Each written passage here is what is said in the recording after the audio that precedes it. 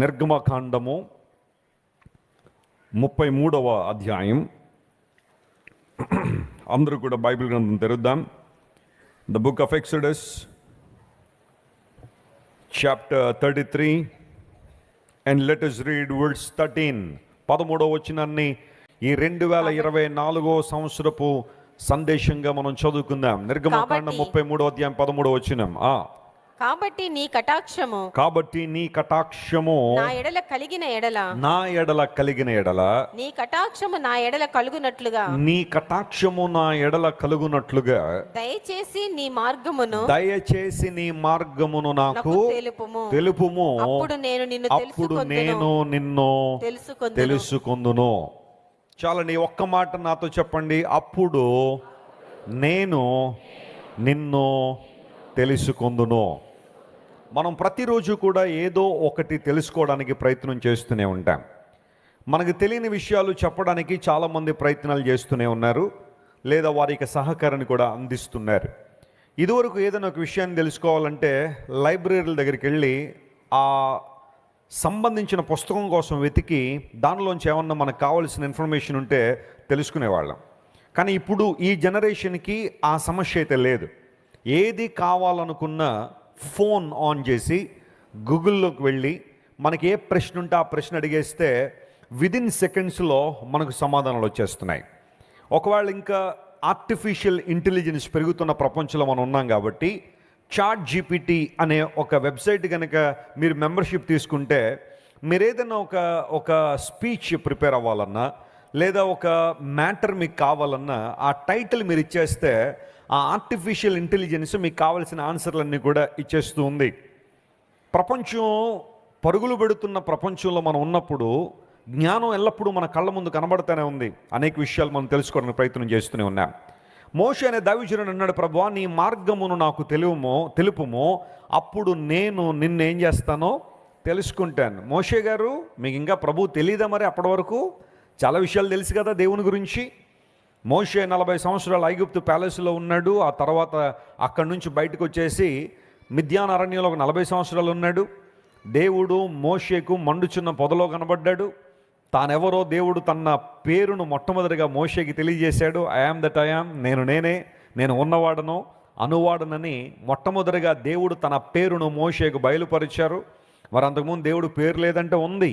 అయితే ఆయన proper name మొట్టమొదటిగా మోషేకు బయలుపరచబడిన అంశాన్ని లేఖనాల్లో మనం చూస్తాం. Moses knew about God in many ways.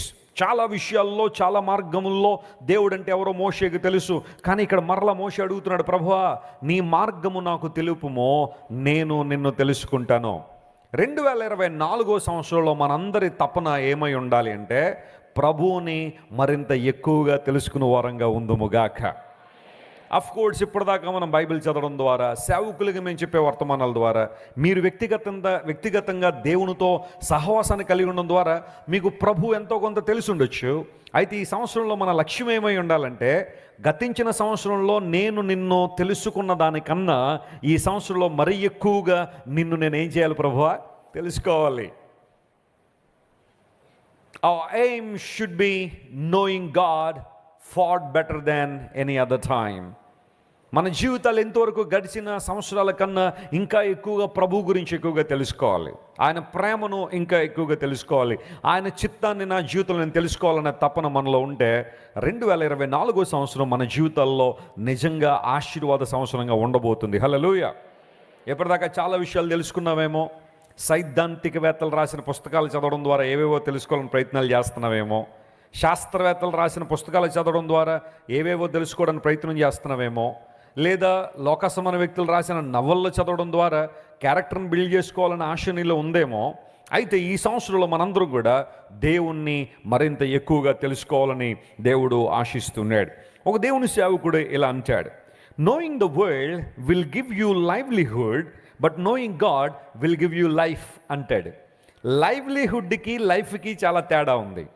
ప్రపంచాన్ని మనం తెలుసుకోవడం ద్వారాట జీవనోపాధి మనకు అర్థం అవుద్దట. అంటే ఈ జీవితాన్ని లేకపోతే ఈ శరీరాన్ని ఎలా పోషించుకోవాలో ప్రపంచం చెబుతుంది. కానీ అసలు సిసలైన జీవం గురించి తెలియాలంటే ఎవరి దగ్గరికి రావాలి? దేవుని దగ్గరికి రావాలి. ఎందుకంటే యేసుప్రభువు వారు అన్నారు, I am the way and I am the truth and I am the life. నేనే మార్గమును, చెప్పండి అందరూ, నేనే మార్గమును, నేనే సత్యమును, నేనే జీవమును అన్నాడు. ప్రపంచాన్ని తెలుసుకోవడం ద్వారా లైవ్లీహుడ్ నీకు అర్థమవుతుంది, కానీ లైఫ్ అంటే ఏంటో తెలియాలంటే ఎవరి దగ్గరికి రావాలా? దేవుని దగ్గరికి రావాలి. Knowing God will give us life. Billy Graham అనే దేవుని సేవకుడు తెలియని వారు ఎవరు లేరు. ప్రపంచ చరిత్రలో దేవుని సువార్తను చాలా ఎక్కువగా వ్యాప్తి చేసిన సేవకులు కొంతమంది ఉన్నారు. వారిలో బిల్లీ గ్రామ్ గారు ఒకరు. బిల్లీ గ్రామ్ గారు ఒక సందర్భంలో ఏమంటారంటే, most of us know about God. Most of us know about God, but that is quite different from knowing God అంటాడు ఆయన. మనలో చాలామందికట దేవుని గురించి తెలుసట, కానీ దేవుడు తెలియదట చాలామందికి. దీన్ని కొంచెం ఎక్స్ప్లెయిన్ చేస్తే మీకు అర్థమవుతుంది. ఒక ప్రధానమంత్రి గారి గురించి మనందరికీ తెలుసు కదా. మన దేశాన్ని పరిపాలన చేసే ప్రధానమంత్రి గారు అంటే చిన్నపిల్లవాడు కూడా చెబుతాడు ఎవరని, మోడీ గారని కదా. కానీ మోడీ గారు మనందరికీ తెలుసు, కానీ మనం మోడీ గారికి తెలుసా? ఆయన మనకు తెలియడం వేరు, మనం వ్యక్తిగతంగా ఆయన తెలుసుకోవడం వేరు. వ్యక్తిగతంగా తెలుసుకోవడం అంటే అర్థం ఏంటంటే, మనం ఆయన ఎదురుగా నిలబడగానే మన పేరుతో ఆయన సంబోధించి ఎలా ఉన్నారండి అని అడగాల. అంతేగాని కొన్ని సందర్భాల్లో కొంతమంది పరిస్థితులు ఎలా ఉంటాయంటే, మాకు మోడీ గారు తెలుసు, మాకు ఎమ్మెల్యే గారు తెలుసు, ఎంపీ గారు తెలుసు అని అంటారు, కానీ తీరా వాళ్ళు ఎదురుగుండా వెళ్ళిన తర్వాత మీరు ఎవరండి అడిగితే ఉన్న పొరుగు అంతా అక్కడ పోతూ ఉంటుంది. నీకు వాళ్ళు తెలుసు, కానీ వాళ్ళకి నువ్వు తెలుసా అనేది ఆలోచించాలి. So most of us know about God, but that is quite different from knowing God. దేవుని తెలుసుకోవడం అనేది చాలా ప్రాముఖ్యమైన అంశంగా మనం గుర్తెరగాలి. మోషే అంటున్నాడు, ప్రభువా, I want to no more about you. మరో దేవుని సేవకుడు అంటాడు, knowing God is not about acquiring information, but developing a deep and intimate relationship with Him. దేవుని తెలుసుకోవడం అంటే కేవలం ఆయన గురించిన ఇన్ఫర్మేషన్ అక్కడ ఇక్కడ తెలుసుకుని వెళ్ళిపోవడం కాదట, ఆయనతో ఒక లోతైన సంబంధాన్ని కలిగి ఉండడము. చెప్పండి, ఆయనతో ఏ సంబంధం కలిగి ఉండాలి మనం? లోతైన సంబంధాన్ని కలిగి ఉండడం. దేవుడు అదే మన నుండి ఆశిస్తున్నాడు. ఆది నుండి దేవుడు మనిషి నుండి కోరుకుంటుంది అదే, నువ్వు నేను ఆయనతో సహవాసం చేస్తాను, ఆయనతో ఒక రిలేషన్షిప్లోకి వస్తామనే దేవుడు ఆలోచన చేస్తున్నాడు. కానీ కొంతమంది ఎలా ఉన్నారంటే, దేవుని గురించి అక్కడ ఇక్కడ కొంచెం తెలుసుకుని వెళ్ళిపోయే వరంగా ఉండాలి, కానీ ఆయనతో వ్యక్తిగత సంబంధాన్ని కలిగి ఉండాలని ఆశ చాలా మందిలో లేదు. మోషే అంటున్నాడు, lord, I want to no more about you. That means he wanted to build a relationship with the lord. చివరిగా మరొక దేవుని సేవకుడు అంటాడు, as you know God and develop intimacy with God, the super natural becomes natural అంటాడు. దేవుణ్ణి ఎవరైతే వ్యక్తిగతంగా తెలుసుకుంటారో వారి జీవితాల్లో అసాధారణ కార్యాలు కూడా సాధారణంగా జరిగిపోతూ ఉంటాయట. ప్రైజ్ ద లార్డ్, హల్లెలూయా. ఏదైతే అసాధ్యమని నువ్వు అనుకుంటావో, ఏదైతే జరగదు అని నువ్వు అనుకుంటావో, ఇది జరగదని మనుషుల ద్వారా నిర్ధారించబడుతుందో, అవి నీ జీవితంలో సర్వసాధారణంగా జరిగిపోవడం నువ్వు చూస్తావట. ఎందుకోసం అంటే నీకు ఎవరు తెలుసు? దేవుడు తెలుసు. ఒకసారి ఒక సముద్రంలో ఓడ ప్రయాణం చేస్తుంది. చాలామంది ఓడలో ప్రయాణం చేస్తున్నారు. క్రూజ్ జర్నీస్ చాలామంది చేస్తూ ఉంటారు. పెద్ద పెద్ద క్రూజులు ఉంటాయి, పెద్ద పెద్ద షిప్లు ఉంటాయి. వాటిల్లో కొన్ని వేల మంది ప్రజలు ప్రయాణం చేయడానికి సకల సౌకర్యాలు వారు సిద్ధపరుస్తారు. క్లాస్ 1 బెడ్రూమ్స్ ఉంటాయి, గ్రేడ్ 2 బెడ్రూమ్స్ ఉంటాయి, జనరల్ కంపార్ట్మెంట్స్ ఉంటాయి. ఆ తర్వాత మల్టీ నేషనల్ క్విజిన్స్ ఉంటాయి. అక్కడ రకరకాల ఫుడ్ సర్వ్ చేస్తూ ఉంటారు. మీకు ఏ రకం ఫుడ్ కావాలంటే ఆ రకం ఫుడ్ ఓడ దిగేదాకా ఇస్తూనే ఉంటారు. లోపలే స్విమ్మింగ్ పూల్లు ఉంటాయి, పెద్ద పెద్ద మల్టీప్లెక్స్ థియేటర్స్ ఉంటాయి. ఆ తర్వాత ఆ ఓపెన్ డెక్ దగ్గరికి వచ్చిన తర్వాత సముద్రం అంతా చూడడానికి అవకాశాలు ఉంటాయి. ఇలా ఒక ఓడ అనేది ఒక విచిత్రమైన ప్రపంచం అన్నమాట. చాలామంది అలాంటి ఓడల ప్రయాణాలు చేస్తూ ఉంటారు. సరే, ఒకసారి అలా ఓడ ప్రయాణం చేస్తూ ఉంటే అందులో ఒక పాస్టర్ గారు కూడా ప్రయాణం చేస్తున్నారు. ఆదివారం వచ్చినప్పుడు ఆయన కెప్టెన్ దగ్గరికి వెళ్ళి ఇలా అన్నారు, అయ్యా, ఒకసారి అందరికీ ఒక అనౌన్స్మెంట్ చేయాలి. Sunday is the day of the lord and we have to worship hour God. మా దేవుణ్ణి ఆరాధించుకోవడానికి మేము ఇష్టపడుతున్నాం కాబట్టి ఓడలో ఎవరెవరైతే క్రైస్తవులు ఉన్నారో, దేవుని బిడ్డలు ఉన్నారో, లేదా ప్రభువుని ఆరాధించడానికి ఇష్టపడతారో వారందరినీ పిలవాలి అనగానే కెప్టెన్ పిలిచాడు. ఫలానా సమయానికి ఆరాధన స్టార్ట్ అవుతుంది, మీరు అందరు రండి అని. కొన్ని వందల మంది ప్రజలు వచ్చారు. మీకులాగానే ఆ హాల్లో కూర్చున్నారు. అందరూ కూర్చోగానే దేవుని సేవకుడు వారందరికీ కూడా వాక్యం చెప్పడానికి సిద్ధపడుతున్న సమయంలో ఆ సమూహంలో ఒక సెలబ్రిటీ ఉన్నాడు, ఒక మూవీ యాక్టర్ ఉన్నాడు, ఒక ఆయన, ఒక హాలీవుడ్ యాక్టర్ అనుకోండి. ఆయన పాస్టర్ గారి దగ్గరికి వచ్చి అడిగాడు, పాస్టర్ గారు మీరు నాకు టైం ఇస్తే నేను బైబిల్లోంచి ఒక కీర్తన చెప్పాలనుకుంటున్నాను. I want to recite Psalm 23 from the Bible if you allow me. దేవుని సేవకుడు అన్నాడు, దానిలో ఏముంది బ్రదర్, చెప్పండి పర్వాలేదు, దేవుని వాక్యం చెప్పడం కన్నా ఆధిక్యత ఉంది అని చెప్పి ఆ వ్యక్తికి మైక్ ఇవ్వగానే ఆయన ఒక యాక్టర్ కాబట్టి ఒక డ్రమాటిక్ వేలో 23వ కీర్తన అంతా చాలా చక్కగా మంచి హావభావాలతో ముఖ కవళికలతో 23వ కీర్తన అంతా చెప్పగానే అక్కడున్న వాళ్ళందరూ కూడా సంతోష సంభ్రమాశ్చర్యాలతో నింపబడి, wow this wonderful actor recited whole Psalm 23 అని చెప్పి అందరూ కూడా చాలా సంతోషంగా ఉన్నారు, అందరూ కూడా ఆశ్చర్యంగా ఉన్నారు. ఈ లోపల దేవుని సేవకుడు మైక్ తీసుకున్నారు. He was anointed man of God, అభిషేకం కలిగిన దైవజనుడు, పిలుపు కలిగిన దైవజనుడు, దర్శనం కలిగిన దైవజనుడు. ఆయన చేతిలో మైక్ తీసుకుని ప్రజలను అడిగారు, నేను కూడా అదే కీర్తన చెప్పనా అన్నాడు. చెప్పండి సార్, మైక్ మీ చేతిలో ఉంది కదా, మీరు ఏదైనా చెప్పొచ్చండి, పర్వాలేదు, 23వ కీర్తన చెప్పండి అన్నారు. దేవుని సేవకుడు వెంటనే తన స్వరాన్ని తెరిచి, యెహోవా నా కాపురు నాకు లేమి కలగదని ప్రారంభంలో నా మాటతో 6 వచనాలు కలిగిన 23వ కీర్తన ఆయన చెప్పడం ప్రారంభించారు. He did not add anything to that song. ఆ కీర్తనకి ఆయన ఇంకేమీ జత చేయలేదు, ఏ మాటలు ఆయన క్రోడీకరించలేదు. ఉన్నట్టుగా 23వ కీర్తన దైవజనుడు అక్కడున్న ఓడలో చెప్పగానే పరిశుద్ధాత్మ దేవుడు అక్కడున్న వారిలో చాలామంది జీవితాల్లో కార్యం చేయడం ప్రారంభించారు. ఆ కీర్తనలో ఉన్న నిజమైన భావాన్ని ప్రతి ఒక్కరు అర్థం చేసుకున్నారేమో, వారి కళ్ళ వెంబడి నీళ్లు గారుతూ ఉన్నాయి. The Spirit of God was moving so powerfully, so mightily among those people on that cruise. ఆ క్రూజ్లో చాలామంది ఏడవడం మొదలుపెట్టారు. ఒక కన్విక్షన్లోనికి వారు వచ్చేస్తూ ఉన్నారు. ఆత్మదేవుడు వారి దగ్గర పనిచేస్తూ ఉంటే ఈ వ్యక్తికి అర్థం కాలేదు.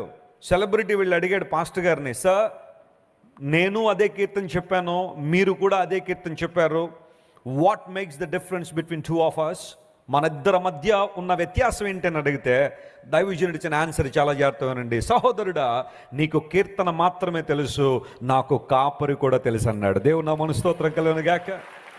My dear friend, probably you know the psalm in the Bible, but I know the shepherd.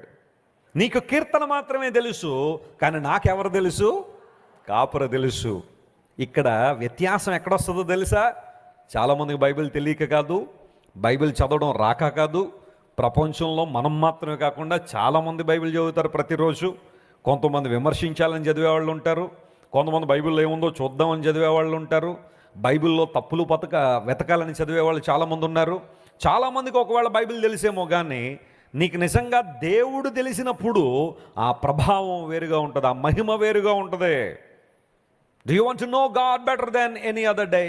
నీ జీవితంలో ఎంతవరకు నువ్వు ఎంతగైతే ప్రభు గురించి తెలుసుకున్నావో అంతకన్నా ఉన్నతమైన రీతిలో ప్రభువుని తెలుసుకోవాలని ఆశిస్తున్నావా? మోషే అడిగాడు. అదే స్థానంలో మనం ఉంటే ఇంకేంటి ప్రభు నీ గురించి నేను తెలుసుకోవాల్సింది?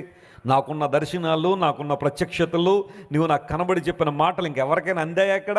ఇంక నేను తెలుసుకోవడం ఏంటి అని అంటామేమో మనం అయితే. కానీ Moses humbled himself and asking our Lord, show me your way, then I will know you better than any other day. నా జీవితంలో ఎంత ముందు జరిగిన అనేక సంఘటనల కన్నా ఇంకా నీ గొప్పతనాన్ని, ఇంకా నీ ఔన్నత్యాన్ని, ఇంకా నీ మహిమను, నీ ప్రభావం నేను తెలుసుకోవాలని ఆశిస్తున్నాను ప్రభు అని మోషే దేవుని సన్నిధిలో ప్రార్థన చేశాడు. ప్రియులారా, 2024 సంవత్సరంలో అలాంటి ఆశను కలిగి ఉందామా? అలాంటి ఉద్దేశాన్ని మనం కలిగి ఉందామా? ప్రభువా నీ గురించి ఇంకా ఎక్కువ తెలియాలయ్యా. ఇప్పటిదాకా చాలాసార్లు బైబిల్ చదివి ఉంటాను, చాలాసార్లు దేవుని వాక్యం విని ఉంటాను, కానీ I want to know you lord. ఇంకా ఇంకా నీ గురించి నేను తెలుసుకోవాలి ప్రభువా. నేను ఎప్పుడు చెబుతూ ఉంటాను, మన దేవుడు అనంతుడు. అందరూ చెప్పండి, ఆయన ఎలాంటి వాడు? ఆయన అవర్ గాడ్ ఈజ్ లిమిట్లెస్. దాని అర్థం ఏంటి అంటే నువ్వు ఎంత తెలుసుకున్నా ప్రభు గురించి ఇంకా తెలుసుకోవడానికి చాలా ఉంటుంది. హల్లెలూయా.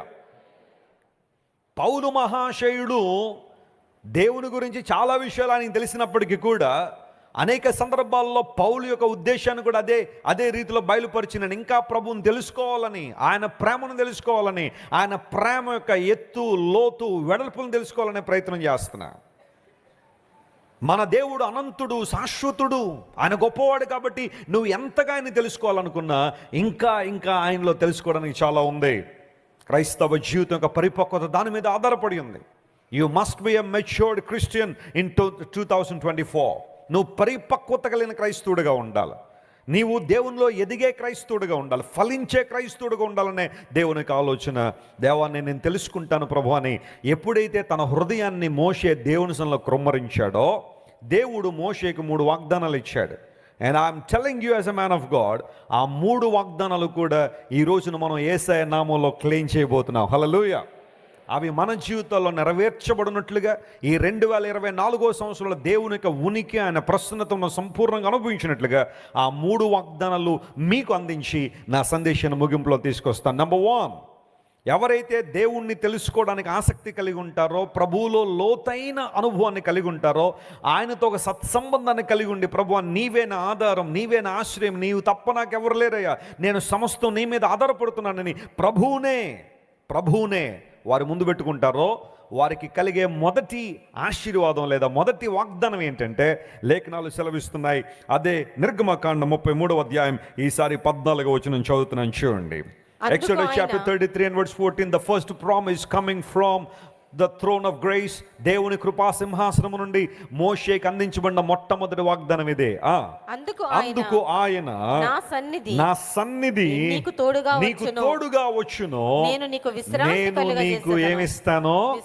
విశ్రాంతినిస్తాను. స్తోత్రం చెప్దాం ఒకసారి. హల్లెలూయా. Do you get the first promise of God in this 2024?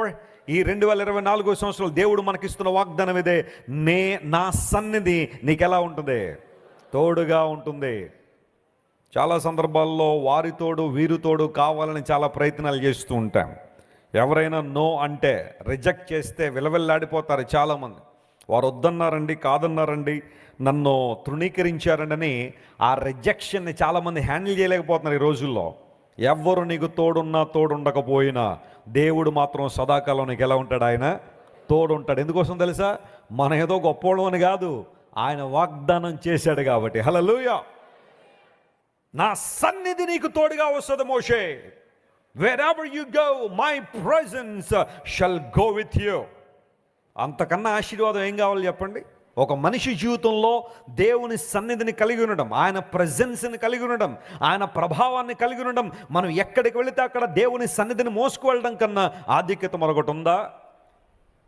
Hebrew భాషలో ప్రెజెన్స్ అనే మాటకు పనీం అనే పదం వాడారు. పనీం అనే పదం బైబిల్ గ్రంథంలో చాలాసార్లు మనకు కనబడతా ఉంటుంది. దేవుని సన్నిధి అనే ప్రసన్నత ఎంత ఉన్నతమైంది. ఇప్పుడు చూడండి, ఒక పార్లమెంట్లోకి వెళ్ళామనుకోండి, అక్కడ ఎంపీలు అక్కడ ఉంటే ఆ ప్రెజెన్స్ అక్కడ ఉంటుంది, ఎంపీల ప్రెజెన్స్ అక్కడ ఉంటుంది కదా. ఒకవేళ మనం వైట్ హౌస్ వెళ్ళామనుకోండి, అమెరికన్ ప్రెసిడెంట్ అక్కడ ఉంటాడు, ఆయన ఉంటే ఆ ప్రెజెన్స్ వేరుగా ఉంటుంది అక్కడ. అప్పటిదాకా ఆ పని ఈ పని చేసుకున్న వాళ్ళందరూ ఒక్కసారి ప్రెసిడెంట్ గారు వస్తున్నారనేసరికి చెప్పండి ఏం చేస్తారు? అందరూ అలర్ట్ అయిపోతారు. వైట్ హౌస్ పైకి కనబడేదానికన్నా లోపల ఎక్కువ ఉంటుందట. అండర్ గ్రౌండ్లో చాలా బిల్డింగ్ ఉంటుంది, చాలా రూమ్స్ ఉంటాయి. మనల్ని ఒక రూమ్లో కూర్చోబెట్టినప్పుడు, ఒకవేళ అమెరికన్ ప్రెసిడెంట్ అపాయింట్మెంట్ కనుక ఇస్తే మనల్ని తీసుకెళ్ళి రూమ్లో కూర్చోబెడతారు. మన ఎదురుగున్న పెద్ద ద్వారం ఉంటుంది. మనం ప్రెసిడెంట్ గారు ఇందులోంచి వస్తారనుకుంటాం మనం. కానీ వెనకాల నుండి వచ్చేటట్టు ఆయన వేరే డోర్ ఉంటుంది, అది సీక్రెట్ డోర్లు ఉంటాయి దానిలో. అది డోర్ అని కూడా మనకి తెలియదు.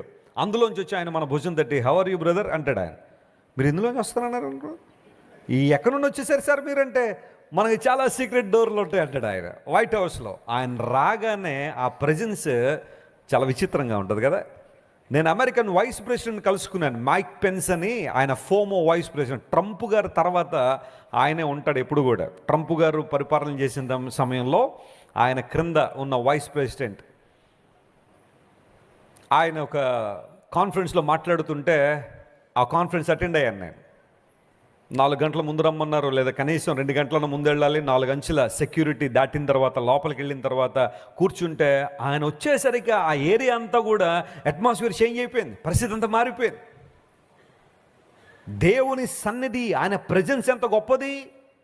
బైబిల్లో రాయబడింది, దేవుని సన్నిధిలో పర్వతములు కూడా మైనం వల్లే కరిగిపోతాయట. దేవుని నామమున స్తోత్రం కలుగునుగాక. That's the mighty presence of God. దేవుని యొక్క సన్నిధి, ఆయన ప్రభావం, ఆయన రాక మన జీవితాల్లో పర్వతాలాంటి సమస్యలు కూడా మైనులాగా కరిగించిపోయే అవకాశాలు ఉన్నాయి. దేవుడు అంత గొప్ప దేవుడు ఆయన. మానవునికి దేవుడిచ్చిన బహుమానం అంటూ ఏదైనా ఉంది అంటే ఆయన ప్రెజెన్స్ని దేవుడు మనకిచ్చాడు. నువ్వు ఎక్కడున్నా ప్రపంచంలో you can claim God's presence. అంటే అసభ్యకరమైన స్థలాల్లో అని నేను చెప్పట్లేదు, కానీ నువ్వు ఎక్కడికి వెళ్ళినా దేవుని సన్నిధిలో నువ్వు ప్రార్థన చేసినప్పుడు నీ చుట్టూ ఎవరున్నా లేకపోయినా లార్డ్ ఐ నీడ్ యూ అని కనుక నువ్వు అంటే నీతో ఉండడానికి దేవుడు ఇష్టపడుతున్నాడు. You can claim God's presence everywhere.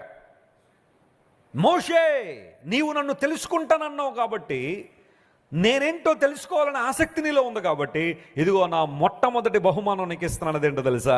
నా సన్నిధి నీకు ఎలా ఉంటుంది? తోడుగా ఉంటుంది. నువ్వు ఎక్కడికి వెళ్తే అక్కడ మై ప్రెజెన్స్ నీతో ఉంటుంది. Shall we claim God's presence in this year? 2024 సంవత్సరంలో మన జీవిత కదలికల్లో దేవుని సన్నిధిని కోరుకుందామా? 2023 అంతా దేవుడు లేకుండానే తిరిగేసేవేమో, దేవుని ప్రక్కన పెట్టే తిరిగేసేవేమో నీ ఇష్టానుసారంగా. ఆయన రాని స్థలాలకు, అసభ్యకరమైన స్థలాలకు, అపరిశుభ్రమైన స్థలాలకు, అపరిశుద్ధమైన స్థలాలకు నువ్వు తిరిగేవేమో. కానీ in this year let us claim God's presence in our lives. మన జీవితాల్లో దేవుని సన్నిధిని కోరుకుందాం. దేవా, నువ్వు నాతో రండి ప్రభువా, నువ్వు నాతో వస్తే నా జీవితంలో ఆశీర్వాదాలు ఉన్నాయి. లేఖనాల్లో చాలా మాటలు ఎవరిని చెప్పడానికి సమయం లేదు. కయీను దేవుని సన్నిధిలో నుండి వెళ్ళిపోయాడని బైబిల్లో రాయబడింది. కయీను దేవుడు ఆదాము హవ్వల్ని ప్రేమించి ఒక కుమారుని ఇచ్చాడు. కెయిన్ అనే పేరు పెట్టింది. కెయిన్ అంటే అర్థం ఏంటో తెలుసా?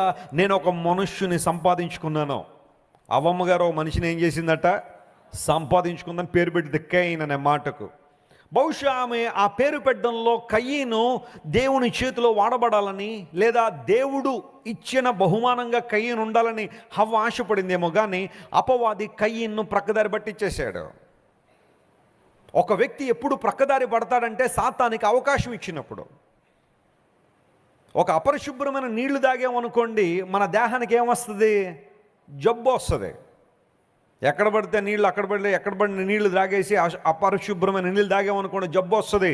When you allow that water in to your body, that will create illness. మన తెలుగు రాష్ట్రాల్లో కొన్ని ప్రాంతాల్లో నీళ్లు బాగా లేనందువలన ఆ ప్రాంతంలో ఉన్న వాళ్ళందరికీ రకరకాల రోగాలు వస్తూ ఉంటాయి. వాటిని రాజకీయాల కోసం కూడా వాడుకునేవారు చాలామంది ఉన్నారు. అంతకన్నా దౌర్భాగ్యం మరొకటి లేదు. నల్గొండ అనే ప్రాంతం వెళ్తే ఫ్లోరిన్ ఎక్కువ ఉంటుంది వాటర్లో. అందును బట్టి ప్రజలందరికీ ఫ్లోరోసిస్ అనే వ్యాధి వస్తుంది. చేతులు కాళ్ళని వంకరలు తిరిగిపోయి ఉంటాయి వాళ్ళకి. ఎందుకోసం అంటే వాళ్ళు చిన్నప్పుడు తెలియక నీళ్ళు తాగేసి ఉండి ఉంటారు, అవకాశాలు లేక తాగేసే వాళ్ళు ఉంటారు. ఆ నీళ్లు లోపలికి వెళ్ళిన తర్వాత ఏం చేస్తున్నాయి అన్నమాట? వారి దేహాన్ని వంకర టెంకరలు చేసేస్తూ ఉంటుంది. ఉద్దానం అనే ప్రాంతం ఉంది. రోజులో ఒక్కసారి నా పేపర్లో వస్తుంటుంది ఆ ప్రాంతం. రాజకీయాలకు బాగా వాడుతున్నారు ఆ ప్రాంతాన్ని. అక్కడున్న నీళ్లు తాగితేనట కిడ్నీల్లో ఇబ్బందులు వస్తూ ఉన్నాయి. మేము అది చేసాం, ఇది చేసాం, ఇది చేసాం, అది చేసాం, నువ్వేం చేసావు, నేను ఇది చేశానని దెబ్బలాట్లే. కానీ అక్కడున్న ప్రజలకు మేలు చేద్దామన్న ఆలోచన మరి ఎంతమందికి ఉందో నాకే తెలియదు. కానీ ఇప్పుడు ఏవో కొన్ని మేలులు జరుగుతున్నట్టుగా పేపర్లో నేను చదివాను. నేను రాజకీయాల గురించి మాట్లాడడం ఇక్కడ లేను. కానీ అక్కడ వాటర్ తాగడం ద్వారా కొంతమందికి ఏమొస్తున్నాయి అన్నమాట? కిడ్నీ సమస్యలు వస్తూ ఉన్నాయి. అపరిశుభ్రమైన నీళ్లు తాగడం వలన రకరకాల శ్వాసకోశ సంబంధమైన వ్యాధులు ఎదుర్కొనే వాళ్ళు కూడా చాలామంది. ఎందుకోసం తెలుసా? Those people are loving those water into the body. అపవాది ఎప్పుడు మనల్ని పాడు చేయగలడో తెలుసా? అపవాది ఎప్పుడు మనల్ని ప్రక్కదోర పట్టించగలడో తెలుసా? అపవాది ఎప్పుడు మనల్ని దేవుని మార్గంలోంచి పక్కకి నెట్టేస్తాడో తెలుసా? మనం అపవాదికి ఏమిచ్చినప్పుడు? చోటు ఇచ్చినప్పుడు. చాలా సందర్భాల్లో అపవాదికి చోటు ఇస్తున్నావేమో నువ్వు కదా. దేవుని లేఖనం సెలవిస్తూ ఉంది, అపవాదిని ఎదిరించుడి, అప్పుడు వాడు మీ యొద్ద నుండి ఏం చేస్తాడు? పారిపోతాడు. కానీ మనం అపవాదిని ఎదిరించకుండా మనం ఏం చేస్తున్నామంటే అపవాదిని ఇన్వైట్ చేస్తున్నాం. అందును బట్టే కదా నీ జీవితంలో ఒక భయంకరమైన సమస్యతో నువ్వు బాధపడుతూ ఉండొచ్చు. నిరాశ నిస్పృహలోనికి నువ్వు వెళ్ళిపోతూ ఉండొచ్చు. ఒక మోసయుక్తమైన పరిస్థితుల్లో నువ్వు పడిపోవడానికి కారణం అపవాదికి అవకాశం ఇచ్చావేమో. 2023 సంవత్సరంలో బహుశా అపవాదికి చోటిచ్చి నువ్వు ఎన్ని విధాలుగా నష్టపోవాలో అన్ని విధాలుగా నష్టపోయావేమో. కయీను దేవుని సన్నిధిలోంచి వెళ్ళగొట్టబడ్డాడు. కారణం ఉండదు తెలుసా? అపవాది శోధనకు కయీను లొంగిపోయాడు. తన బలిని దేవుడు అంగీకరించలేదని, తన తమ్ముడనే హేబేలు బలిని దేవుడు ఏం చేశాడు? అంగీకరించాడు. అరే, నేను ఇచ్చిన దేవుడు ఎందుకు తీసుకోలేదు, నాలో ఏమైనా పొరపాటు ఉందని దేవుడిని అడుగుంటే దేవుడు చాలా చక్కగా సమాధానం చెప్పుండేవాడు. కయీను పరిస్థితి ఇదయ్యా, అందును బట్టి నీ బలిని నేను స్వీకరించలేదు, నీ తమ్ముడు ఇలా చేశాడు, నీ తమ్ముడి జీవితం బాగుంది, అతని ప్రవర్తన బాగుంది కాబట్టి అతడిచ్చిన సాక్రిఫైస్ నేను అంగీకరించాను, నీవు కూడా నీ జీవితాన్ని మార్చుకో, నెక్స్ట్ టైం ఆ సాక్రిఫైస్ బొట్టరా నేను అంగీకరిస్తానని దేవుడు ఖచ్చితంగా చెప్పు ఉండేవాడే. కానీ తను సాక్రిఫైస్ దేవుడు అంగీకరించలేదని చెప్పి తన తమ్ముడిని ఏం చేశాడు? చంపేశాడు. చాలాసార్లు ఆ సందర్భాన్ని మనం చదువుతూ ఉంటే కయ్యను బలిని దేవుడు ఎందుకు అంగీకరించలేదని ఆలోచన చేస్తే కయ్యనులో సత్క్రియ లేదు అని బైబిల్లో రాయబడింది. కయ్యను హృదయం దేవుని ఎదుట సరిగా లేదు. నీ హృదయం సరిగా లేకుండా, నీ బ్రతుకు సరిగా లేకుండా నువ్వు దేవునికి ఏమి ఇచ్చినా ఎన్నిచ్చినా వాటి వలన ఏమి లేదు, ప్రయోజనం లేదు. దేవుడు వాటిని స్వీకరించడేమో. ఏబేలు దేవుని యొక్క చిత్తాన్ని గ్రహించిన వాడై, నా తల్లిదండ్రులు పాపం చేయడం ద్వారా ఏదైనా తోటలోంచి బయటకు వచ్చేశారు, మరలా మేము దేవుని మహిమలోనికి వెళ్ళాలంటే, ఆయన సన్నిధిలోకి వెళ్ళాలంటే రక్త నిబంధన అవసరమై ఉన్నదని చెప్పి ఒక గొర్రె పిల్లను పట్టుకొచ్చి దేవునికి బలిగా అర్పించాడు. He has something awareness about God. దేవుని గురించి నాకు అవగాహన హేబేలులో ఉంది కాబట్టి దేవుడు హేబేలు బలిని అంగీకరించాడు. కయ్యను హేబేలుని చంపేసిన తర్వాత బైబిల్లో రాయబడింది, కయ్యను దేవుని సన్నిధిలో నుండి బయటికి వెళ్ళిపోయాడట. నోదు దేశము అనే దేశానికి వెళ్ళిపోయాడు. ఎక్కడి నుంచి వెళ్ళాడు? కయ్యను అంటే దేవుని సన్నిధిలో, ఆయన ప్రభావంలోంచి, ఆయన మహిమలోంచి కయ్యను వెళ్ళిపోయాడు. దేవుని సన్నిధికి దూరం అయిపోయాడు. అందును బట్టి ఆ తర్వాత కయ్యను గురించిన సమాచారం మనకి బైబిల్లో కనబడదు. నీ చరిత్ర కొనసాగాలి అంటే, అర్థవంతమైన ఆశీర్వాదకరమైన నీ జీవితం ముందు కొనసాగాలంటే, నీ భావి తరాలు దీవెన పొందాలంటే, నీ బిడ్డలు వారి బిడ్డలు వారి బిడ్డలు ఆ తర్వాత తరాలు ప్రయోజనకరంగా ప్రపంచానికి దీవెనకరంగా ఉండాలంటే దేవుని సన్నిధిలో ఉండడమే మనకు సరైన అవకాశం. దేవుని నామమున స్తోత్రం కలుగునుగాక. కయ్యను సన్నిధిలోంచి వెళ్ళిపోయాడట. గాడ్స్ ప్రెజెన్స్ని తృణీకరించి వెళ్ళిపోయాడు. కయ్యను గురించిన సందర్భాల్లో ఇక ఆ తర్వాత మనకు కనబడవు. అయితే దేవుడు మాట్లాడుతున్నాడు, ఎవరైతే దేవుని సన్నిధిని పాపాన్ని చేయడం ద్వారా పోగొట్టేసుకున్నారో దేవుడు మరలా వారందరికీ ఒక ఆఫర్ ఇస్తున్నాడు. నా సన్నిధిలో నిలిచు భాగ్యమును మీకు ఇస్తాను అని జకర్యా గ్రంథం 3వ అధ్యాయం 7వ వచనంలో దేవుడు మాట్లాడాడు. The book of Zechariah chapter 3 and verse 7, the Bible says, దేవుని లేఖనం సెలవిస్తూ ఉంది, నా సన్నిధిలో నిలిచు భాగ్యము నీకిత్తును. చివరి మాట మనం చెబుతా మాట అక్కడ కనబడుతుంది. దేవుడు మరొక్కసారి ప్రజలను పిలుస్తున్నాడు, ఇంకెంతకాలం నాకు దూరంగా ఉంటారు, ఇంకెంతకాలం నువ్వు దూరంగా బ్రతుకుతారు, రండి నా సన్నిధిలో నిలిచే భాగ్యాన్ని మీకు ఇస్తున్నాను అని దేవుడు పిలిచినప్పుడు ఎవరైతే ఆయన దగ్గరికి వస్తున్నారో వారందరూ భాగ్యవంతులను బైబిల్ సెలవిచ్చింది. స్తోత్రం చెప్పండి, హల్లెలూయా. ఇప్పుడు ఆ మాటను ఇలా అర్థం చేసుకుందాం. అందరూ నా వైపు చూడండి ఒకసారి, అందరూ కూడా. ఓకే, నా సన్నిధిలో నిలిచు భాగ్యము నీకు ఇస్తానన్నాడు కదా, ఆ మాటను ఇలా అర్థం చేసుకుందామా? ఎవరైతే దేవుని సన్నిధిలో నిలుస్తారో వారే భాగ్యవంతులు. హల్లెలూయా. నీ భాగ్యం నీ డబ్బు మీద కాదు ఆధారపడింది, నీ భాగ్యం నీకున్న చదువు మీద కాదు ఆధారపడింది, నీవు దేవుని సన్నిధిలో ఉన్నావా లేదా, గాడ్స్ ప్రెజెన్స్ నీతో ఉందా లేదా, ఆయన సన్నిధిలో నువ్వు నివసిస్తున్నావా లేదన్న దాని మీద నీ భాగ్యం ఆధారపడి ఉంది. అలా కాని పక్షంలో లోక సంబంధమైన అనుభవాలు, లోక సంబంధమైన ఆధిక్యతలు, లోక సంబంధమైన భోగభాగ్యాలు ఎంతవరకు వస్తాయంటే నీవు ఈ భూమి మీద జీవించినంతకాలం మాత్రం ఉపయోగపడతాయేమో కానీ అవి నీకు నిత్యత్వాన్ని ఇవ్వలేవు. ఈ రోజుల్లో ఎంతోమంది డబ్బు సంపాదన మాయలో పడి, ధన మోసాల్లో పడి, ఐహిక విచారాల్లో పడి దేవునికి దూరం అయిపోతున్న వారు చాలామంది ఉన్నారు. ఎందుకు బాబు దేవుని మందిరానికి రావడం లేదు అంటే, డబ్బు సంపాదిస్తున్నాను సార్, కొంచెం డబ్బు సంపాదనలో ఉన్నాను, కొంచెం అన్నీ సంపాదించేసుకున్న తర్వాత, కూడబెట్టేసిన తర్వాత, సెటిల్ అయిపోయిన తర్వాత అప్పుడు ఎక్కడికి వస్తానో దేవుని సన్నిధికి వస్తాననేవాళ్ళు లేరా? రానిస్తాడు అప్పుడు అపవాది నిన్ను. అక్కడి నుంచి మళ్ళీ నిన్ను ఇంకో ఉచ్చులో తీసుకెళ్తాడు, అక్కడి నుంచి మరొక బంధకాలు వేస్తాడు నీకు. ఏదో విధంగా నువ్వు దేవుని దూరం అయిపోయిన అపవాదికి ఆలోచన. లోకంలో అసలు సిసలైన భాగ్యవంతులు ఎవరంటే దేవుని సన్నిధిలో నిలిచేవారు అని బైబిల్ సెలవిస్తూ ఉంది. కీర్తనకారుడు అన్నాడు, ప్రభువా జీవ మార్గము నువ్వు నాకు తెలియజేశావు, నీ సన్నిధిలో ఏముంది? సంపూర్ణ సంతోషం ఉంది. స్తోత్రం చెప్దాం. నిజమైన సంతోషం, సంపూర్ణమైన ఆనందం ఎక్కడుందట? దేవుని సన్నిధిలోనే. అలాంటి ఆనందాన్ని అనుభవించగలుగుతున్నామా? ప్రసంగం ఒక అరగంట ఎక్కువైపోయిందంటే మనకి ఎక్కడలేని మూలుగులన్నీ వచ్చేస్తుంటాయి. మనకి తల్లిదండ్రి బతిపాలు తీసుకొస్తారు కుమార్తెను, అమ్మ రా అమ్మ, ఇది మరి మొదటి రోజు కదమ్మా, నువ్వు ఉండాలమ్మా దేవుని సన్నిధిలో అంటే, మీకోసం వస్తున్నాను నేను, లేకపోతే నేను రానట్టుగా వచ్చి కూర్చుని ఎన్ని గంటలకు అయిపోద్ది? ఒంటి గంటన్నరకు అయిపోద్దమ్మా. ఆ 1 గంటన్నర దాటిన తర్వాత 1 నిమిషం దాటేసిన వాళ్ళ అమ్మ వైపు కోపంగా చూస్తూ ఉంటుంది. చెప్పానా? వదిలిపెడతారా వాళ్ళు అంత ఈజీగా? ఎంతమంది దొరికితే వదిలిపెడతారా వాళ్ళు? అస్సలు వదిలిపెట్టరు. అందును బట్టి నా ప్లాన్లన్నీ చెడగొట్టేసావు నువ్వు అన్నట్టుగా తల్లి వైపు తండ్రి వైపు కోపంగా చూస్తూ ఉంటుంది. ఎందుకంటే దేవుని సన్నిధిలో ఆనందించడం ఆమెకు రావట్లేదు, ఇష్టం ఉండట్లేదు. అదొక సినిమా చూసేటప్పుడు ఎలా ఉంటుంది చెప్పండి ఆనందం? ఒక అసభ్యీకరణ ప్రాంతాల్లో ఉన్నప్పుడు మనుషులకు ఆనందం ఎలా ఉంది?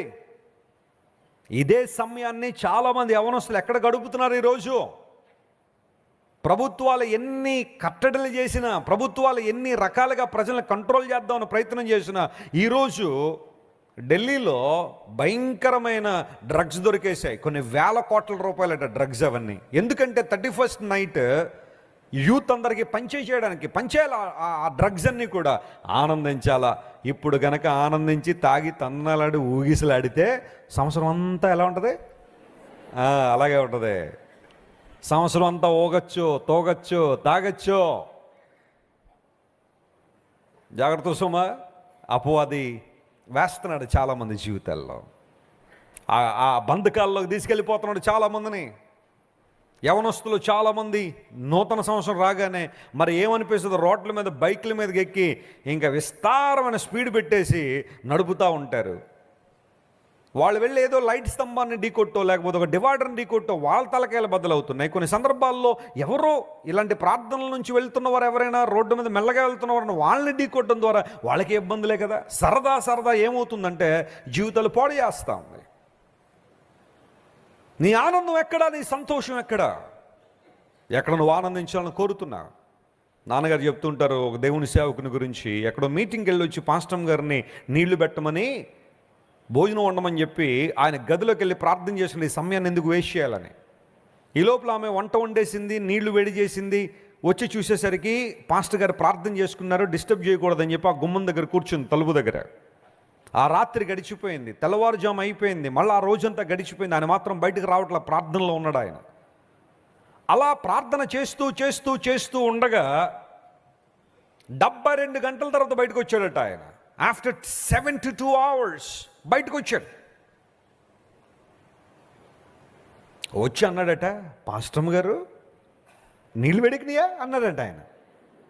భోజనం వండారా అని అడిగితే ఆమంది, మీరు లోపలికి వెళ్ళి ఎంతసేపు అయిందో తెలుసా అండి? ప్రార్థనలో మీరు మోకరించి లేదా ప్రార్థన చేస్తూ ఎంత సమయం అయిందో తెలుసా? 10 నిమిషాలు అయిందా? లేకపోతే 1/4 గంట అయిందా? లేదండి 72 గంటలు. క్యాలెండర్లో 3 రోజులు వెళ్ళిపోయినాయి. 3 days you are in the presence of God. నేను ఎక్కడో ఈ సంఘటన ఒకసారి చెప్తే ఒక యవనస్తుడు అన్నాడు, నేను నమ్మనండి, ఎలా జరుగుద్దండి 72 గంటలు ఇంకా ఆయన ఎలా ఉండిపోతాడండి? మన దేశంలో ఈరోజు చాలా ఫేమస్ బాబా ఒక ఆయన ఉన్నాడు. పేరు చెప్పండి, కొంతమంది బాధపడతారు ఆ పేర్లు చెప్తే. ఆయన వెళ్ళిన చోటల్లో ఏం చెప్తారో తెలుసా? ఒకసారి ఆయన చెట్టు కింద అలా కూర్చున్నాడట. నవ్వుతారేంటి? తపస్సు. చెట్టు కింద అలా కూర్చునేసరికి ఇంకా ఆయన లేవట్లేదట, మాట్లాడడం లేదట, అలాగే ఉండిపోయాడట. ప్రజలు అబ్జర్వ్ చేస్తున్నారట. 1 రోజు అయిపోయిందంట, 2 రోజులు అయిపోయిందంట, 3 రోజులు అయిపోయిందట, వారం అయిపోయిందట, 10 రోజులు అయిపోయిందట, 14 రోజులు, 15 రోజుల తర్వాత కళ్ళు తెరిచాడట. అప్పుడు అందరూ వచ్చి, నువ్వు నిజంగా బాబావే, 15 రోజులు ప్రపంచంలో లేవు, నువ్వు ఎక్కడికి వెళ్ళి వచ్చితివి? నేను జ్ఞాన సాక్షాత్కారాన్ని పొందుకుని వచ్చితిని. అది నమ్మావు కదా నువ్వు? 15 రోజులు ఆయన ఉన్నాడంటే నమ్ముతున్నావు, ఇక్కడ 3 రోజులు ఉన్నాడంటే నమ్మలేవు నువ్వు. చాలామందికి ఇలాంటి ప్రశ్నలు ఎక్కువ. 72 గంటలండి, అబ్బే నేను నమ్మనండి. నీకు రాదని చెప్పి ఇంకోళ్ళు చేయరని ఎందుకంటావు నువ్వు? అలాగా 72 గంటలు నీకు ఎక్కువ. సేవకుడు దేవునిలో లీనమైపోయాడు, పరిశుద్ధాత్మ శక్తితో నింపబడి ప్రభువుతో ఐక్యపరచబడి 72 గంటలు ప్రార్థనలో ఉండి బయటకు వచ్చి 10 నిమిషాలు అయిందా అని అడిగాడు. ఆ దావీదుల కళ్ళం నీళ్ళు వచ్చేసినాయి. అయ్యా, దేవుని మందిరంలో మీరు, దేవుని సన్నిధిలో మీరు ఇమ్మర్స్ అయిపోయి ఇప్పుడు 3 రోజులైంది. యోహాను భక్తుడు అదే విషయాన్ని రాస్తూ, ప్రభువు దినమందు నేను ఏమైపోయానో ఆత్మవశుని అయ్యాను అన్నాడు. దేవుని వశం అయిపోయాడట, మర్చిపోయాడు. ఇంక అన్నీ కూడా ఈ భౌతిక సంబంధమైన ఇవన్నీ ప్రక్కన పెట్టేశాడు, ప్రభువుతో ఐక్యపరచబడ్డాడు. మన భక్తి జీవితం ఎలా ఉంటుందంటే, 1/2 గంట ప్రార్థన చేసిన తర్వాత 5 గంటలు అయిందండి. ఎంత చేసేసానండి నేను ప్రార్థన? భారతదేశం ఇలా నడిచిపోతుందంటే నేను చేసిన ప్రార్థనేనండి. 5 గంటలు చేసేసినట్టు ఫీలింగ్ ఉందండి. నువ్వు చేసింది పావు గంట కూడా లేదు అక్కడ. ఈమె ఫీలింగ్ ఎంత అయిపోయిందంటే అప్పుడే 5 గంటలు. నువ్వు దేవుళ్ళు ఎదుగుతున్న సూచనలు కాదవి. Emerging into the presence of God, దేవుని సన్నిధిలో సంపూర్ణ సంతోషాన్ని అనుభవించడం అదే.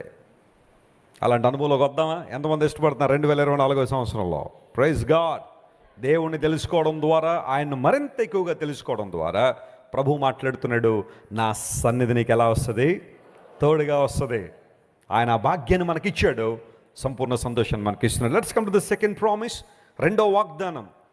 మోషే వలే నీ మార్గాన్ని కనుపరుచు ప్రభువా, I would like to stick to your way and I would like to know you better. నేను ఇంకా ఎక్కువగా నేను తెలుసుకోవాలని ఆశపడుతున్నాను. ఎవరైతే తమ డిజైర్ని దేవుని దగ్గర ఎక్స్ప్రెస్ చేస్తున్నారో వారు పొందుకునే రెండవ ఆశీర్వాదం ఏంటో బైబిల్ సెలవిస్తూ ఉంది. ఆ మాటను చదువుదాం, చూడండి. అదే 33వ అధ్యాయం నిర్గమకాండం, ఈసారి 17వ వచనాన్ని చదవండి. కాగా యెహోవా, 33వ అధ్యాయం 17వ వచనం. కాగా యెహోవా, నీవు చెప్పిన మాట చొప్పున చేసేదను. నీ మీద నాకు ఏం కలిగింది? కటాక్షము కలిగింది. ఈ మాట నాతో అందరూ చెప్పండి. నీ మీద నాకు కటాక్షము కలిగెను. ఎవరు చెప్తున్నారు ఈ మాట? ఎవరు? దేవుడు చెప్పాడు కదా, మోషేతో మాట్లాడుతున్నాడు. మోషే, నీ మీద నాకు కటాక్షం కలిగింది మోషే. కటాక్షము అనే మాట ఇంగ్లీష్లో అక్కడ ఆ ట్రాన్స్లేషన్లో గ్రేస్ అనే పదం, నీ మీద నాకు కృప కలిగింది మోషే. వాస్తవానికి ఇశ్రాయేలు ప్రజల యొక్క దౌర్భాగ్య స్థితిని బట్టి దేవుడు వారిని గద్దిస్తున్నాడు. నేను మీతో రాను అన్నాడు దేవుడు.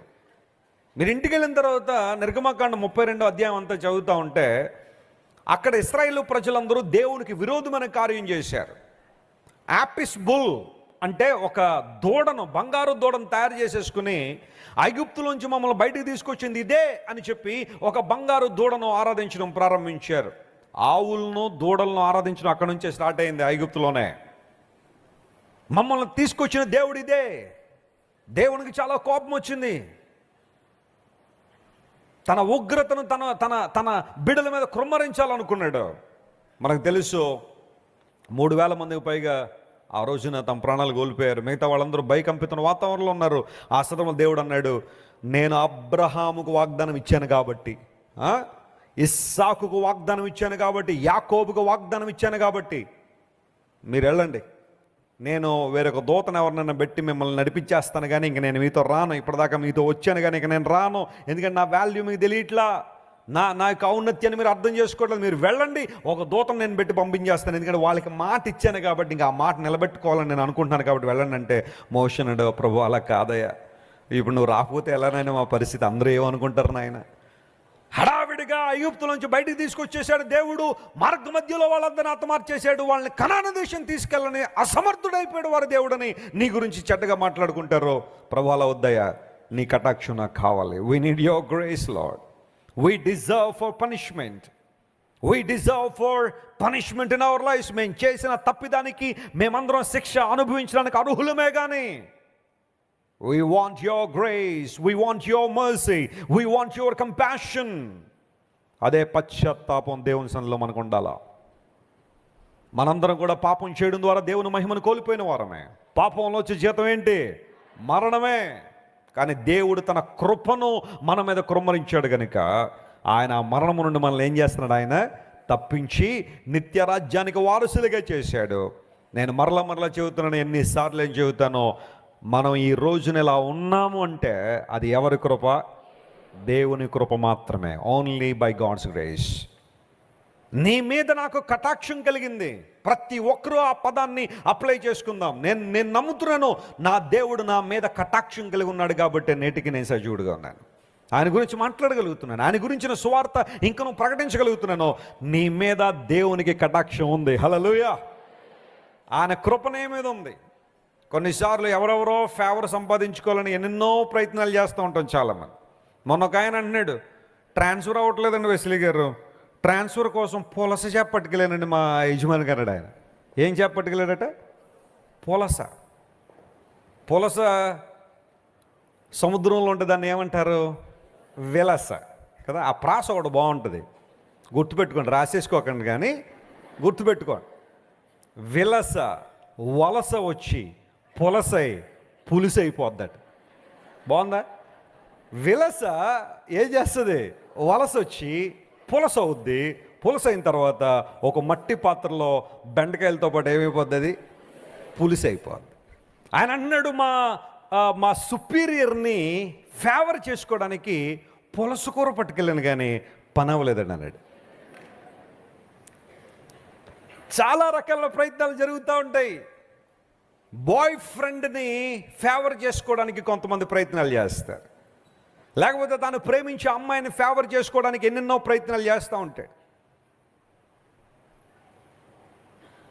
రాజకీయవేత్తల యొక్క కనుదృష్టి వారి మీద పడాలని ఎన్ని ప్రయత్నాలు జరుగుతూ ఉంటాయో, ఒక ముఖ్యమంత్రి కళ్ళల్లో పడాలని, ప్రధానమంత్రి కళ్ళల్లో పడాలని, లేకపోతే ఒక ఉన్నతమైన స్థితిలో ఉన్నవారి కళ్ళల్లో పడాలని ఎంతమంది ఎన్ని ప్రయత్నాలు చేస్తూ ఉంటారో. Sometimes we try our best to please people. We behave like people pleasers. ప్రజలను సంతోషపెట్టడానికి చాలా ప్రయత్నాలు చేస్తూ ఉంటాం. నేను తరచుగా చెబుతూ ఉంటాను, ఇదే నూతన సంవత్సరం వచ్చితే నేను చిన్నప్పుడు మా టీచర్లను ఇంప్రెస్ చేసుకోవడానికి మా నాన్నగారికి వచ్చిన గ్రీటింగ్ కార్డులన్నీ వాళ్ళకి ఇచ్చేస్తుండేవాడిని. అది మామూలు ప్రయత్నం కాదు అది. ప్రియమైన దైవజనులు పాస్టర్ జోసెఫ్ విజయ్ కుమార్ గారికి అని రాసి క్రింద ఫ్యామిలీ ప్రేయర్ రాస్తారు కదా, మనం ఒక పెన్ను తీసుకుని మొత్తం కొట్టేసి ప్రియమైన టీచర్ గారికి మీ ప్రియమైన జాన్ వెస్లీ అని రాసేవాడిని. పట్టుకెళ్ళి ఇచ్చేసేవాడిని. మరి వాళ్ళ తర్వాత వాళ్ళు చూసుకున్న తర్వాత ఏం చేశారో మనకన్నీ అనవసరం, వాళ్ళ ఫేవర్ మన మీద ఉందా లేదా అనేది. అంటే మార్కుల కోసం కాదు, కానీ నేను ఎప్పుడైనా స్కూల్ మానేస్తే నన్ను ఏమనకుండా ఉంటారనే ప్రయత్నం అనమాట. అలాంటి పనులు చాలా చేసేవాడిని. కానీ నేను రక్షణ పొందిన తర్వాత ప్రభువుని నా జీవితంలో ప్రాధాన్యత కలిగిన స్థానంలో ఉంచిన తర్వాత, when I started learning to put my God first in my life, ప్రజలను ప్లీజ్ చేయడం మానేశాను నేను. I'm not a people pleaser. అందరికన్నా మొట్టమొదటిగా నా దేవుడిని ప్లీజ్ చేయడానికి ప్రయత్నం చేస్తాను. ఆయన నామం మహింపరచబడాలి, ఆయన నా జీవితాన్ని బట్టి ఆయన సంతోషపడాలి. ఆ తర్వాత దేవుడు ఎలాగా ఆయన చిత్తానుసారంగా ఎవరెవరికి ఎలాంటి ఆదరణ, ఎలాంటి ధైర్యం, ప్రోత్సాహం తన వాక్యం ద్వారా ఇవ్వాలో, తన ప్రత్యక్షతలు బయలుపరచడం ద్వారా, దేవుని వాక్యాన్ని ప్రకటించడం ద్వారా ఆయన కార్యం జరిగిస్తూ ఉన్నాడు. అది తర్వాత సంగతి. కానీ మనం ఎవరిని ప్లీజ్ చేయాలా? దేవుడు అన్నాడు, మోషే నీ మీద నాకు కటాక్షం కలిగిందయ్యా, అంతకన్నా గొప్ప భాగ్యం ఏంటి? కటాక్షం అన్నమాట. ఆదికాండం 18:3 తీయండి. ఒక్క మాట నేను చెబుతాను చాలా జాగ్రత్తగా, ఎందుకంటే దేవుని వాక్యాన్ని మనం లోతుగా ధ్యానం చేస్తే ఎన్ని శ్రేష్టమైన అంశాలు దేవుని లేఖనంలో ఉన్నాయి. చూడండి, ఆదికాండం 18:3. ప్రభువా నీ కటాక్షము నా మీద ఉన్న ఎడల, త్వరగా చదవండి, ప్రభువా నీ కటాక్షము నా మీద ఉన్న ఎడల, నా మీద ఉన్న ఎడల ఇప్పుడు నీ దాసుని దాసుని ఏమవద్దు, దాటిపోవద్దు. ఆదికాండం 18వ అధ్యాయంలో అబ్రహామును ఎవరు దర్శించారు? ఈ ప్రక్కన వాళ్ళు చెప్పట్లేదు. ఏం చెప్తే ఏమవుద్దు ఈ రాత్రి వేళ అనుకుంటారు చాలా. ఓకే, ప్రభువు దర్శించాడు. అబ్రహాము మమ్రే దగ్గర ఎండవేళ గుడారపు ద్వారమందు కూర్చున్నప్పుడు యెహోవా అతనికి, ఎవరో దూరంగా ఒక ఆయన కనబడ్డారు. అబ్రహాము అతన్ని ఏం చేశారు చెప్పండి? గుర్తుపట్టాడు. అబ్రహాములను గొప్పతనం అదే, దేవుణ్ణి గుర్తుపట్టగలిగాడు. Praise the lord. ప్రభువు మనల్ని దర్శించినప్పుడు ఆయన దర్శన కాలాన్ని గుర్తుపడుతున్నాము మనం. ఆయన దర్శించినప్పుడు ఆయన గుర్తించే అనుభవం మనలో ఉందా? అబ్రహాము దేవుని కోసం కనిపెడుతున్నాడు. మమ్రే అనే మాటకు దర్శనం అని అర్థమైతే, మమ్రేలో అబ్రహాం ఉన్నప్పుడు దేవుడు కనబడగానే వావ్ గాడ్ ఈజ్ విజిటింగ్ మీ అని ఎప్పుడైతే గుర్తించాడో గబా గబా వెళ్ళాడు, ప్రభువుని ఎదుర్కొన్నాడు. వచ్చి అంటున్నాడు, ప్రభువా నీ కటాక్షం గనక నా మీద ఉంటే నీ దాసు నువ్వేం చేయొద్దు. ఇప్పుడు ఆ తర్వాత వచనాలు చదివితే దేవుడు దాటిపోయాడు అబ్రహాముని. అందరూ గట్టిగా చెప్పాలా? దాటిపోయాడా? దాటిపోలేదా? దాటిపోలా. నీ కటాక్షం నా మీద ఉంటే దాటిపోవద్దు నాయన దేవుని సన్నిధిలో ప్రార్థన చేసిన అబ్రహాము ప్రార్థన దేవుడు అప్రూవ్ చేశాడు. అబ్రహామును దాటిపోని దేవుడు ఈరోజు మనతో సజీవంగా మనతో ఉన్నాడు. మనల్ని దాటిపోని మన దేవుడు. Hallelujah! What a great God we are serving this morning. ఈ ఉదయకాల సమయంలో మనం ఆరాధించే దేవుడు నిన్ను నన్ను దాటిపోని దేవుడు. హల్లెలూయా! నేను చాలా మంది దాటి వెళ్ళిపోయారేమో నీ నిస్సహాయతను చూసి, నీ దగ్గరున్న ఆ లేమిని చూసి, నీ దగ్గరున్న ఆ భయంకరమైన పరిస్థితులను చూసి, నీ నిరాశను చూసి, నీ నిస్పృహను చూసి, నీ పతనావస్థను చూసి చాలామంది ఇప్పటికే దాటి వెళ్ళిపోయారేమో. బహుశా ఆ గుంపులో నీ బంధువులు ఉండుండొచ్చు, నీ స్నేహితులు ఉండొచ్చు, నీ సొంత కుటుంబ సభ్యులు కూడా ఉండుండొచ్చు. కానీ నీకు విషయం తెలుసా, నిన్ను ప్రాణప్రదంగా ప్రేమిస్తున్న దేవుడు నిన్నేం చేయట్లేదు, ఆయన దాటిపోవడం లేదా. ఎందుకోసం తెలుసా, ఆయనకి నీ మీద ఏం కలిగింది? కటాక్షం కలిగింది. నా కటాక్షము నీ మీద కృమ్మరిస్తున్నాడని వాగ్దానం చేసిన దేవుడు ఈ రాత్రి ప్రకటిస్తున్న 2024 సంవత్సరంలో నీ దేవుడు నిన్ను దాటిపోవడం లేదు. నమ్మిన వారు దేవుని స్తోత్రం చెప్దాం గట్టిగా. Hallelujah. He standing for you. ఆయన నీ కోసం నిలబడబోతున్నాడు. ఆయన చెయ్యాలనుకున్న సంకల్పాన్ని నెరవేర్చి వెళ్తాడు. అదే 18వ అధ్యాయంలో దేవుడు వాగ్దానం చేసేసాడు. నెక్స్ట్ ఇయర్ ఈ టైంకి వస్తాను, శారా గర్భంలో ఎవరుంటారో? కుమారుడు ఉంటాడు, అంతే. God declared his blessing. ఎవరైనా ఆపగలిగారా? దేవుడు ప్రకటించి వెళ్ళిన తర్వాత అబ్రహాం ఆశీర్వాదం ఎవరైనా ఆపగలిగారా? ప్రకటిస్తున్నా, నీ ఆశీర్వాదం నీదే. హల్లెలూయా. నీ ఆశీర్వాదాన్ని మరెవ్వరూ ఆపలేరు. కారణం ఏంటో తెలుసా? నిన్ను ఆశీర్వదించే దేవుడు నేను దీవించాలని సంకల్పించాడు కాబట్టి. బహుశా నువ్వు బాగుపడకూడదని చాలామంది కోరుకునే వాళ్ళు ఉంటారేమో ప్రపంచంలో. నువ్వు ఉన్నతమైన స్థితికి రాకూడదని చాలామంది ఆకాంక్షించే వాళ్ళు ఉంటారేమో. నువ్వు ఆరోగ్యంగా ఉండకూడదని కోరుకునే వాళ్ళు కొంతమంది ఉంటారేమో. అందరూ అలా ఉంటారని అనట్లేదు, కానీ కొంతమంది ఉంటారేమో. నువ్వు బాగుపడడం చాలామందికి ఇష్టం కాకపోవచ్చు, కానీ నీ దేవుడు నీ పక్షంగా నిలబడి నిన్ను ఆశీర్వదించాలని, దీవించాలని, నిన్ను నిలబెట్టాలని, తన మహిమ కొరకు వాడుకోవాలని దేవుడు సంకల్పిస్తే ఆయన నిర్ణయాన్ని ఎవ్వరూ ఏం చేయలేదు చెప్పండి? మార్చలేరు. ఎరికో రోడ్డు ప్రక్కన బర్తిమై కూర్చున్నాడు. అతనుకున్న 2 అన్ఫార్చునేట్ థింగ్స్ ఏంటంటే, ఒకటి గుడ్డివాడు, రెండవది భిక్షగాడు. అందరూ అందులు భిక్షగాళ్ళు కాదు, అందరూ భిక్షగాళ్ళు గుడ్డివారు కాదు ప్రపంచంలో. బర్తిమైకి 2 ఉన్నాయి, గుడ్డివాడట, రెండవది భిక్షగాడు. ఎరుకో త్రోవ ప్రక్కన కూర్చుని అడుక్కుంటున్నాడు. ప్రతిరోజు అతను అడుక్కునే విధానం ఏమై ఉంటుందంటే, ఒక క్లాత్ తన ముందు వేసుకుని, ఐలారాంలారా కొంచెం ధర్మం చేయండి, ఏదో ఒకటి నాకు మేలు చేసి పెట్టండి అని చాలామంది అడిగినవాడు ఆ రోజు తన యొక్క మాటలు మార్చాడు. ఎందుకంటే ఆ మార్గంలో ఆ రోజున యేసు ప్రభు వెళ్తున్నాడని విన్నాడు. He heard about Jesus and started crying, "Oh Jesus, son of David, have mercy on me." నా మీద కటాక్షం ఉంచు ప్రభువా. తెలుగు బైబిల్లో కరుణించుము అని కేకలు వేశాడు. కానీ ఆ మాటను కటాక్షం అనే పదాన్ని కూడా మనం వాడొచ్చు. దేవా నీ కటాక్షము నా మీద ఉండ దయచేయమని ప్రార్థన చేశాడు. వెంటనే చుట్టుపక్కల వాళ్ళందరూ, బాబు ఊరుకో, ఏంటాయి ఆ కేకలు ఏంటాయి? ప్రభు నీ నీ నీ మాటలు వింటాడు అనుకుంటావు, నీ కేకలు వింటాడు ఆయన? యేసు ప్రభు ఎంత బిజీ ఉంటాడు ఆయన. ఆయన మీద పడేవాళ్లే చాలామంది ఎక్కువ ఉన్నారు. స్వస్థతల కోసం, అద్భుతాల కోసం ఆయన వెళ్తుంటే, ఆయన వస్త్రపు చెంగులు ముట్టుకోవాలని చాలామంది ప్రయాసపడుతుంటే, నువ్వు ఎక్కడో రోడ్డు ప్రక్కన కూర్చుని నన్ను కరుణించని కేకలు వేస్తున్నావు. నీ కేకలు వృధా అయిపోతాయి. నువ్వు అరుస్తున్న అరుపులు వృధా అయిపోతాయి. దేవుడు నిన్ను పట్టించుకోడు అని బహుశా చాలామంది దగ్గరికి వెళ్ళి ఓరకుండుమని బ్రతిమాలలేదట. ఏం చేశారట? గద్దించారట, రిబ్యూక్ చేశారట. స్టాప్ క్రాయింగ్, స్టాప్ షౌటింగ్ అని చాలామంది భర్తిమైని గద్దిస్తే, భర్తిమై ఒకటి అనుకున్నాడు, పోతే పోయింది వీడితో మన ఫ్రెండ్షిప్. ఈరోజు అరుస్తాడు గట్టిగా నా మీద. నాకు అసలు సిసలని మేలు చేసేది ఎవరు? ప్రజలు నా గురించి అరవగలరేమో, కానీ నా కన్నులు తెరవజగలిగిన మాత్రం దేవుడే కదా. నా కేకలు ఆయనకి వినబడాలని మరీ ఎక్కువగా ఏం చేశారట? అదే దేవుని గురించి ఎక్కువగా తెలుసుకోవడం అంటే. హల్లెలూయా. ఆయనకు దగ్గరగా రావడం అంటే అదే.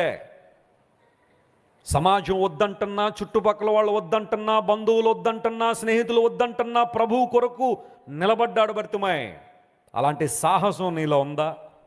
దేవుని కొరకు సాహసం చేసే తలంపు నీలో ఉందా? ఏమ్మా ఎందుకు రాలేదు దేవుని మందిరానికి? మా ప్రక్కింటోళ్ళు వద్దంటున్నారండి. ప్రక్కింటోళ్ళు వద్దన్నంత మాత్రం నువ్వు మానేసావంటే నీ భక్తి ఎలా ఉందన్నమాట. అసలు బలంగా లేదు నీ భక్తి. నా ఫ్రెండ్స్ ఏమనుకుంటారోనండి.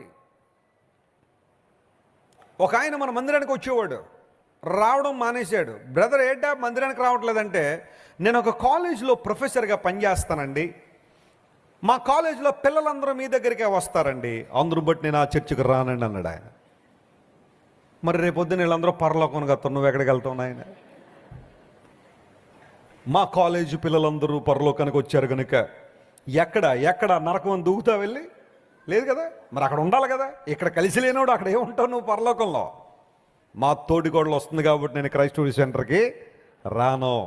మా ఆఫీసులో నాతో దెబ్బలాట పెట్టుకునేవాడు ఇక్కడికి వస్తాడు కాబట్టి నేను అక్కడికి రాను. తప్పు, అలాంటి మానేసే. నువ్వు ఇక్కడికి వచ్చేది ఎందుకోసం? ఎవరిని ఆరాధించడానికి? దేవుని ఆరాధించడానికి. ఎవరిని అలాంటి ఇబ్బందులు ఉంటే సఖ్యత పడండి, సమాధాన పడండి. అంతేకాని అవన్నీ గ్రడ్జెస్ అన్నీ లోపల పెట్టుకుని నేను రానని ఆశీర్వాదాలు పోగొట్టేసుకోవద్దు. ఎవరో వద్దంటున్నారని భర్తీమై ఆగిపోలేదు. Lord, I want to have your mercy Lord. ఇప్పటికే చాలా ఆలస్యం అయిపోయింది అయ్యా, ఇప్పటికే చాలా చాలా ఆలస్యం అయిపోయింది. లోక సంబంధమైన వాటి కోసం ఇప్పటిదాకా ఆరాటపడ్డానికని ఈరోజు నిజంగా నిన్ను చూడాలని కోరుకుంటున్నాను ప్రభు అని భర్తీమై కేకలు వేయడం మొదలుపెట్టాడు.